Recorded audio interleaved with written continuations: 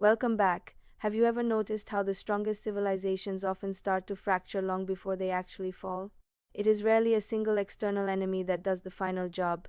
Instead, the collapse usually starts within. It begins in the very fabric of the family. It roots itself in the way a society views its most basic relationships. To understand this phenomenon, we have to look at an ancient archetype. Historians and theologians call it the Lamech Complex. This concept describes a specific kind of cultural turning point. It is the exact moment where personal ego and the pursuit of power begin to override the stability of the community. In the ancient narratives, Lamech stands as a chilling figure. He represents the absolute peak of human ingenuity paired with the deepest moral decay. He was the seventh generation from the beginning. In ancient literature, the number seven signifies completeness or perfection, but in his case, it represented something terrifying: the completion of a rebellion against the natural order. What makes Lamech so significant is that he was the first person recorded in history to break the foundational structure of the family. He took two wives. This might seem like a personal lifestyle choice on the surface, but in the context of cultural history, it was a seismic shift. By introducing polygamy, Lamech was essentially stating that his own desires were paramount. His status as a powerful man was more important than the egalitarian nature of the marriage bond.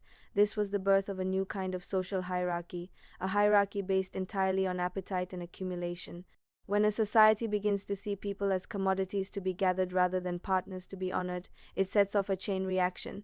It eventually touches every other part of life. Sociologists have often noted that when polygamy becomes a cultural norm, it creates a massive surplus of young, disenfranchised men. Men who have no stake in the future of the community. This imbalance almost always leads to an explosion of domestic and civil violence. This shift in the home immediately bled into the streets. We see this in what is often called the Song of the Sword. Lamech did not just commit a crime, he celebrated it. He stood before his wives and boasted about killing a young man who had merely bruised him. This is where the Lamech complex really takes shape. It is the transition from self-defense to disproportionate vengeance. Cain was promised sevenfold protection. Lamech demanded 77-fold vengeance. He essentially declared himself his own god. He defined justice on his own terms. This arrogance is the definitive hallmark of a culture on the brink of collapse. It is the exact moment when the individual believes they are so important that the rules of the universe no longer apply to them. Might makes right, the loudest voice wins. But here is where it gets even more relevant to our modern world. While Lamech was breaking these social and moral boundaries, his family was actually leading the world in innovation. His sons were the absolute pioneers of their age. One was the father of those who live in tents and raise livestock. He essentially invented large-scale agriculture and nomadic wealth. Another was the father of all who play the harp and flute. He created the foundation for the fine arts and entertainment.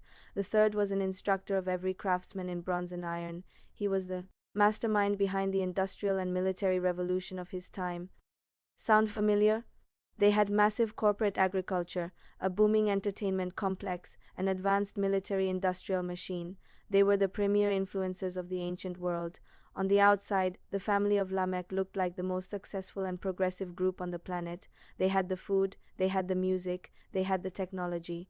However, this brilliance was just a mask for a rotting core. The Lamech complex shows us that technological advancement and artistic achievement are completely meaningless if they are built on a foundation of broken relationships and unrestrained ego. In fact, the better the technology, the more dangerous a broken culture becomes. The bronze and iron tools created by his son were quickly turned into weapons. They became the very swords Lamech used to enforce his reign of terror. When a society loses its moral compass, its progress only serves to accelerate its destruction. This is the great irony of cultural collapse. We often think we are at our highest point when we are actually standing on the edge of the cliff. We mistake wealth and weapons for stability. The Lamech complex eventually led to a world so filled with violence that the ancient texts suggest the only solution left was a total reset. When we look at history through this lens, we see that the erosion of the family unit and the rise of the narcissistic ego are not just private, isolated issues. They are the leading indicators of a coming storm. When a culture begins to value power over personhood and vengeance over justice, it is only a matter of time before the systems we rely on begin to fail. Understanding the story of Lamech helps us recognize these identical patterns in our own world today. It challenges us to look far beyond the shiny surface of our achievements. It forces us to ask, what kind of foundation are we actually building on? Are we creating a culture of restoration and respect? Or are we falling into the trap of the Lamech Complex, where anything goes as long as you are powerful enough to take it?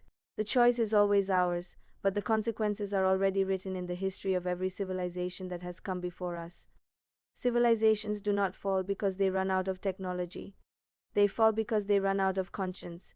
If this deep dive into the Lamech Complex challenged how you look at the shiny surface of our modern achievements, let's start an honest, thoughtful conversation in the comments below. How can we build a culture of restoration rather than a culture of retaliation? Let's build a space focused on truth, not trends. Consider subscribing to join us as we continue to unmask these performance cultures and look at authentic faith together.